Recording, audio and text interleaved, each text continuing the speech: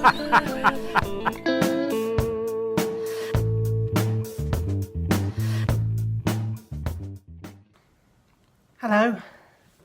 today I've got a jolly nice cup of tea, and I've also got some lemon and poppy seed biscuits, which I made not very long ago, but they're very crunchy, so I'm not going to be eating them while I'm talking to you. Much. It's the 12th of January, and as promised, I am setting up the incubator with the first batch of eggs for the year, which is very exciting. Now, what I've done is I have bought in, I've bought in 2 dozen eggs. There may be some more on their way, but as far as I know, at the moment I've got 2 dozen. And I'm also going to set some of our own eggs laid by our girls. But first of all, let me show you, when you buy eggs, they come to you packaged, and very often they come in these hideous polystyrene packages, and there's another half on the top there which protects them. When you get them, I recommend that you take the top off and that you set these aside with a sheet of paper over the top of them so that they don't get direct sunlight on them, and then you just leave them to rest for 24 hours, because they would have had quite a shake up in the postal system, and it's a good idea just to let them rest for 24 hours.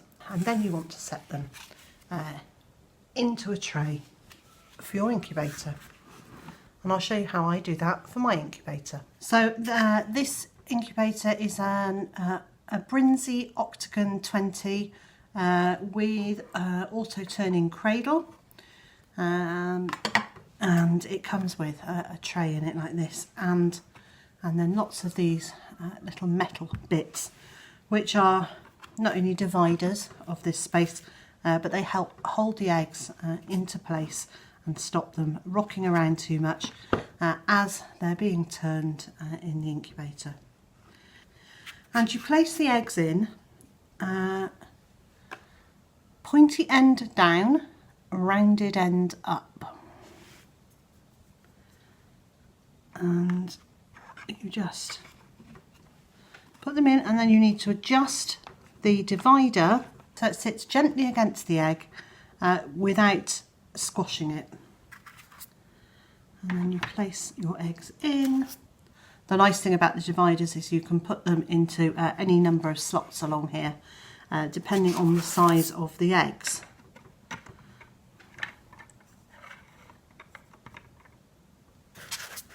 So there we go. And then let's move that out of the way. And then you've got a gap at the end here, and I take the inside of a toilet roll and cut it in half, and then very gently, I'm going to very gently sort of squash it into a half moon. Very gently squash it into a half moon shape and pop it into there.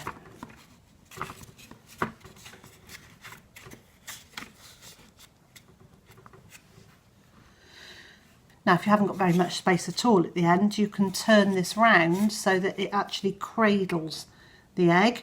But this way, there's a bit of pressure from it, but not so much that it's going to risk damaging your eggs.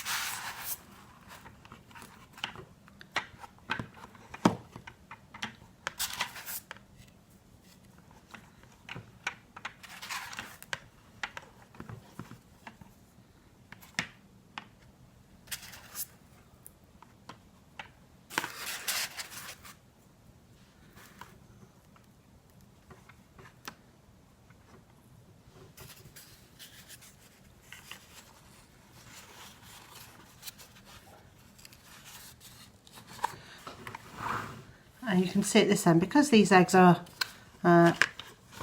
slightly smaller than the previous ones, it's more of a circle here than a crescent. Now, you can get another divider and pop it along the end there, if you want to hold them in place. I think these are okay. They're not rattling around too much, and as this rocks, they're not going to turn too much. So on here you can probably see that some of them have got what looks like the number 1, but is in fact the letter I, and the ones at the back have got LS. And this lets me know that these are the light Sussex eggs, and these are an Indian game egg.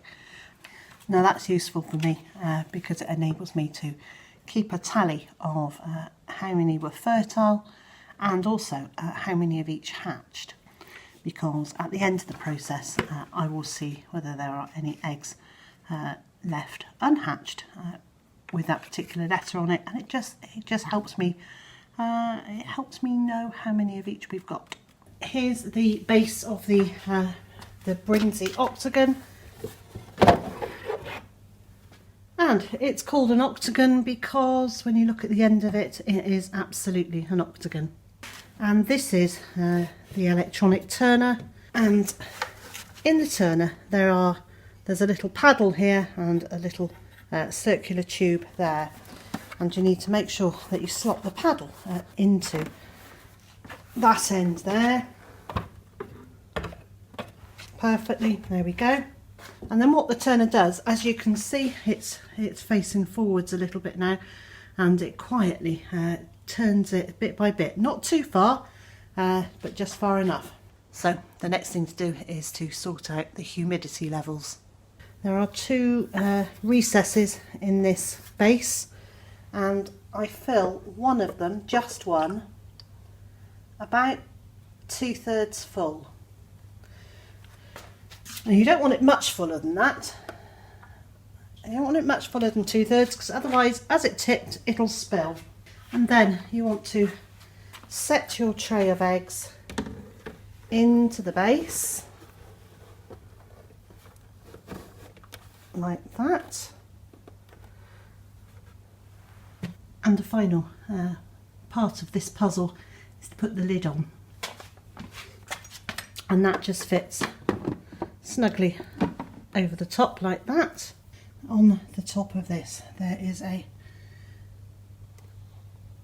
little hole with a lever, and that needs to be about halfway across for the first 18 days of the incubation. And now I'll get to turn it on. So back to the top of the incubation unit, there's a little light there. It's solid at the moment. When it gets up to temperature, that will start flashing. And that's all I do over the next 3 weeks. I will check the water level in that little recess about every 3 or 4 days and top it back up to 2/3 full. I keep an eye on the flashing light on the top to make sure that the temperature is still being held. I used to have a thermometer in there to check the temperature. I've done enough hatches now that I'm comfortable that it's set at the right temperature to produce a good hatch. And then on day 18, things change a little bit then. That little vent gauge on the top of the unit gets closed down to about 1/3. I increase the water in the reservoirs, so not in one, I put 2/3 fill the second reservoir as well, and I take it off that turning unit so they stop being rocked backwards and forwards. And that's then the incubator locked down until the chicks have hatched. So once I've done that, I don't open the lid again until about 24 hours after the chicks have hatched. It's a noisy old unit, and I'd forgotten I've forgotten how noisy it is, and by the time we get the second one on very shortly, it will be a very noisy kitchen in here. But that's fine. It's only 3 weeks or so, and actually we quite like it. So I'm now going to go and choose which eggs from our girls are going to go into the second tray for the second incubator. Yes. It's exciting. It is really nice to be hatching again. It means that we are moving towards spring, and it's all good. It's all good stuff.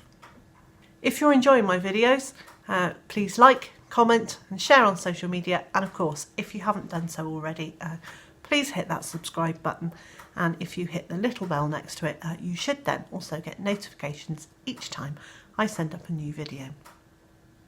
And so, wherever you are in the world and whatever you're up to today, I hope there's something exciting for you, and I also hope you can join me again tomorrow.